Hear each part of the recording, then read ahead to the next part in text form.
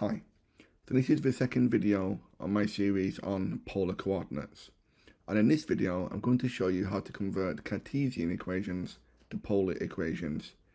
So in example 1 we have the equation x squared plus y squared equals 6y, and this is the graph of that equation. So we're going to find the polar equation which gives us the same graph. So because we have x and y, we can substitute each of these with the polar equivalents. So x squared becomes r cos theta all squared plus y squared, which becomes r sine theta all squared. And this is equal to 6y. So again, 6 lots of r sine theta. So now I can simplify these squared terms by expanding my brackets. So we get r squared cos squared theta plus r squared sine squared theta is equal to 6r sine theta. Now we can cancel out one of these r's by dividing everything by r. So if we divide each side by r, we get r cos squared theta plus r sine squared theta is equal to 6 sine theta. Now we can factor out the r on the left hand side, so we get r lots of cos squared theta plus sine squared theta is equal to 6 sine theta. Now here we've got a trigonometric identity where cos squared theta plus sine squared theta equals 1.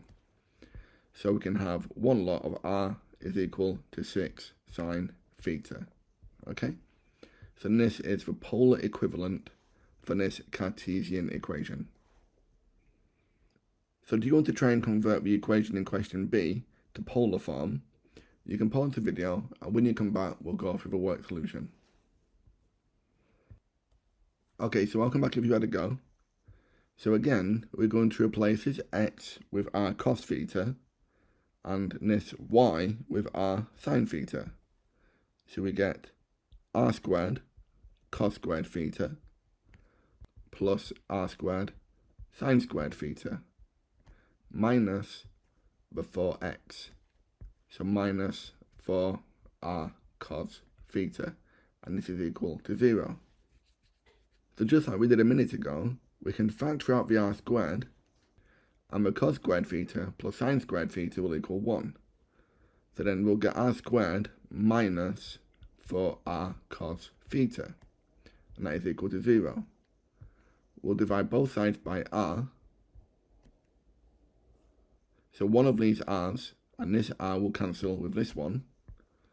So we get r minus 4 cos theta is equal to 0. So finally, r is equal to 4 cos theta. Okay? So this is the polar equivalent of this Cartesian equation. Okay? Let's try example 2.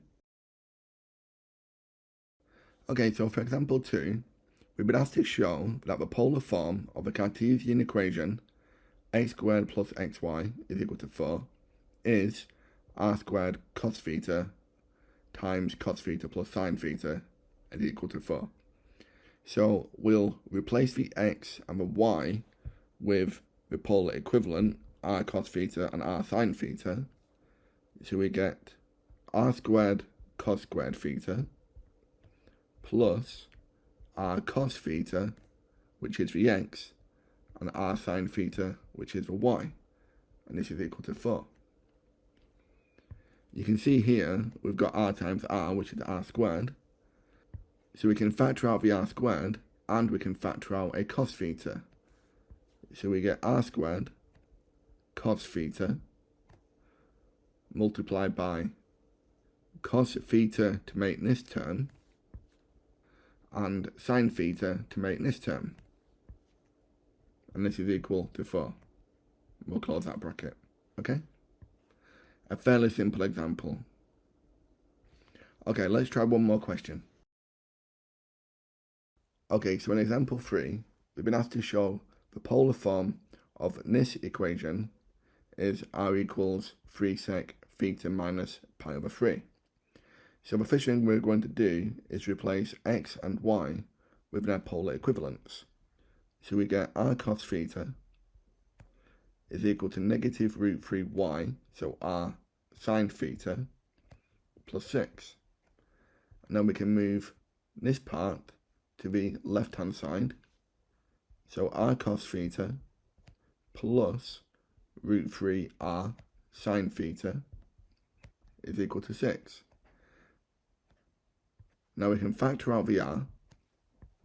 So we get r lots of cos theta plus root 3 sine theta is equal to 6. And we know now the trigonometric addition formula that will give us something that looks like this. This is cos of theta minus alpha. This is cos theta cos alpha plus sine theta sine alpha. We also know that root 3 is a length in a special triangle. So if we have this special triangle where this length is root 3, this is 2 and this is 1, then this sine of alpha would map on to this root 3. But the sine of alpha in this triangle would be the opposite divided by the hypotenuse, so this angle here. So what we're trying to find is this angle. And this is the sine of root 3 over 2. So therefore, we can multiply both sides by a half.